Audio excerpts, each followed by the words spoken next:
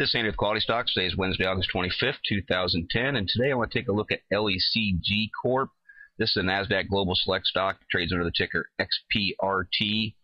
You can see basically a dead cat sort of mentality. It's not a direct drop, but obviously there's been a major plummet over the last month and a half, 2 months, from up, 350, 360, all the way down here to around $1.27 close yesterday. I want to look at this and go a little bit quickly because I want to be able to pull back to the 15-minute charts. Obviously, we're going to look for a bottom support here. We're going to look for any hints of a reversal.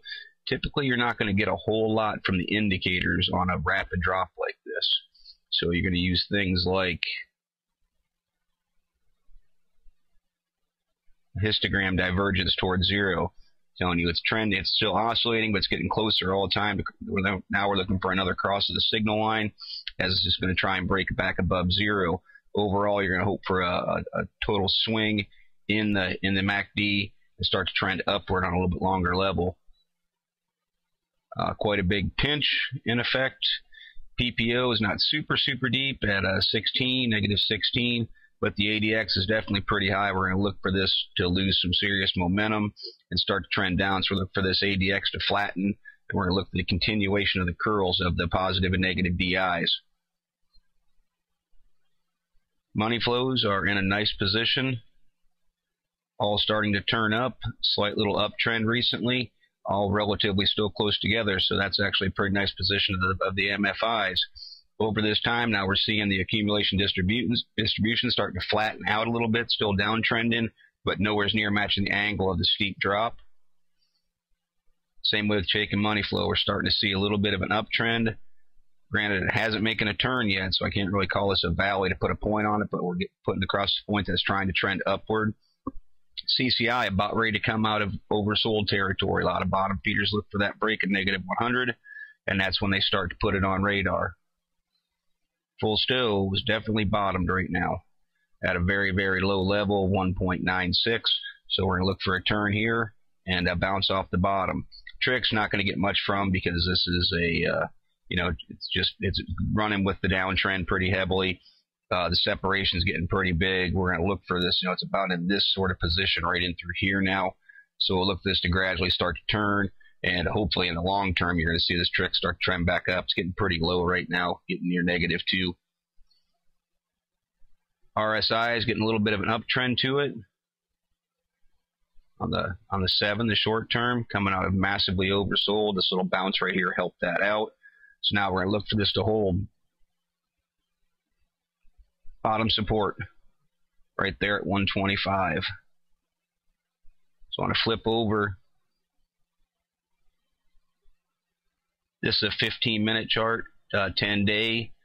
Couple things real quick. This is where you'd be looking at it. Look at the uptrend that was being established in this MACD. We're kind of actually going to hit that trend line right about now. Right through here is where we'd have been looking for that pop, getting pretty close. All of a sudden it starts to make the move. Volume did come in, moved up rapidly through the 50-day moving average. Then you're looking forward to try and break that 100-day. Getting pretty far outside the Bollinger Band, so it's not real uncommon for it to pull back in. But you're looking for that 100-day to get broken at that point. That, for a lot of people that trade with this sort of 15-minute chart, that is the buy point. Usually it's trending down, so if it breaks back down, that's a sell point. It's a quick in and out to minimize losses. What's important to note here is there's that bottom support. Gets a little bit more at 126, but that is what really has to hold. What you look for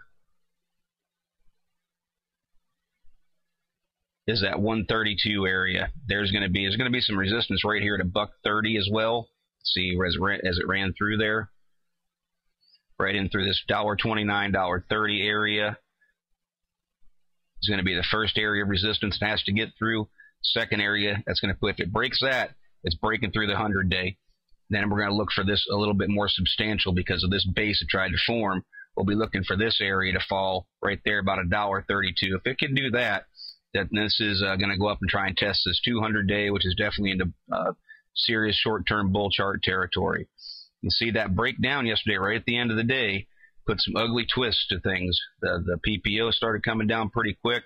We got the cross, the negative cross of the DIs, but the trend is trying to come to a very slow point as far as this ADX goes. The direction's losing strength, so we're going to look for this to turn. But if it wants to break that $1.25 and it starts to turn this way, this negative DI is going to move faster to the north side. It's going to be a pullback and wait, no entry point at that particular time. There's no support in sight. So all these things, I just want to point out how quickly they can turn with that little bit of a downtrend, but reiterate where the support and resistance is based on this 15-minute chart, which shows you it's a little bit more clear that it's right in through there, which you don't see that well from this chart. You see a little bit there, you see a little bit there. So those are the things you try and look for when you're scaling back to those short-term charts. On a little bit more longer-term perspective here, $1.50. That's going to be where some serious resistance starts to come back in. That'll be, of course, we'll see a parabolic SAR flip. We'll see a lot of things change. But this is going to try and do some big move off the bottom based on these indicators. I'd start to look for major resistance in through there. It's still pretty nice gains.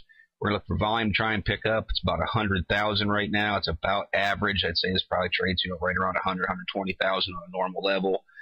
This spike right there actually probably pulled it up higher than it appears to really be. But these are the things I'd look for on this. Ultimately, $1.25 has to hold. It's reiterated on the short-term charts. Again, this is just my interpretation of the chart. This is Andy with QualityStocks.